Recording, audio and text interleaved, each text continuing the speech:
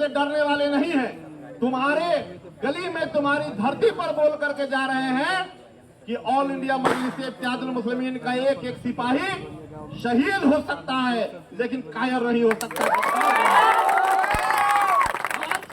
आज तुम ये समझते हो कि राणा रंजीत एक पत्थर से डर जाएगा। आज तुम ये समझते हो कि तुम्हारे धमकाने से, तुम्हारे भेजे गए गुंडों से अगर ऑल इंडिया मजलिस इत्तेहादुल मुस्लिमीन डर जाएगी, तो ये तुम्हारी भूल है। हम उस सदर के सिपाही हैं, हम बैरिस्टर असदुद्दीन ओवैसी साहब के सिपाही हैं। आपने देखा था कि जब टोल के नाका पर उनके गाड़ी के ऊपर गोली बरसाई गई थी और दूसरे दिन वो बिना सुरक्षा के फिर यूपी के उन शहरों में, उन गलियों में अपना निकल गए थे। मेरे भाई जान लो, हम लोग तो जात के मुसलमान हैं और कहा गया है कि कुल्लू नफ्सिन जायक़तुल मौत, हर नफ्स को मौत का मजा चखना है। हमारा इसी पर यकीन है। हम इसे डरने वाली जात नहीं है, डरने वाली कौम नहीं है। मुझे जानते होगे, मेरा सोशल मीडिया से कहीं बैठ के छुप के देखते भी होगे।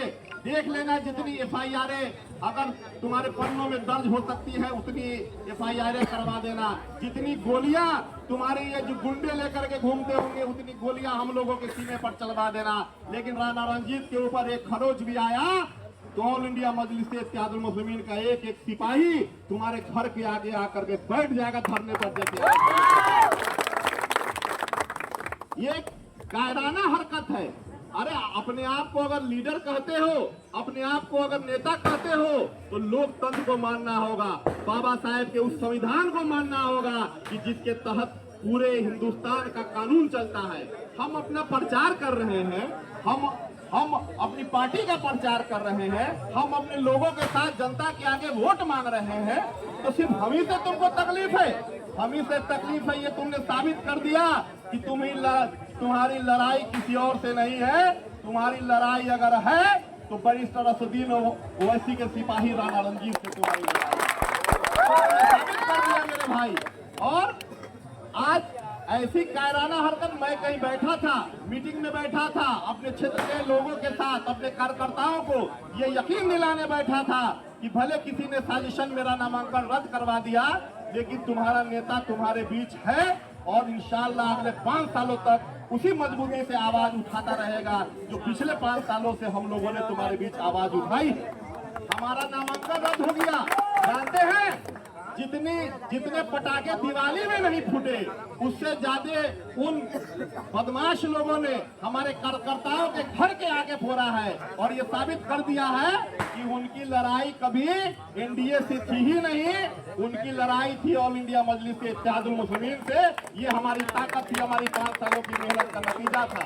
भले तुमने हमारी नामांकन को साजिश के तहत रद्द कर दिया, लेकिन हम अपनी आवाम के बीच कल भी थे, आज भी है और क़यामत की सुबह तक रहेंगे। ये जो मेरा भाई बैठा है, मैंने जैसे सुना कि अरे राणा रंजीत साहब की प्रचारकारी पर हमला, उनके कार्यकर्ताओं पर हमला, उन्होंने ये समझ लिया कि शेर अकेला है।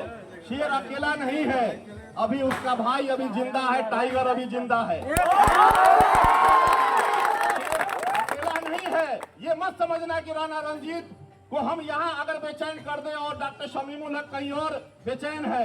राणा रंजीत को अगर 2 बजे रात को भी खून की जरूरत होगी तो हमारा लहू का एक एक कतरा उसके जिस्म में जाने की,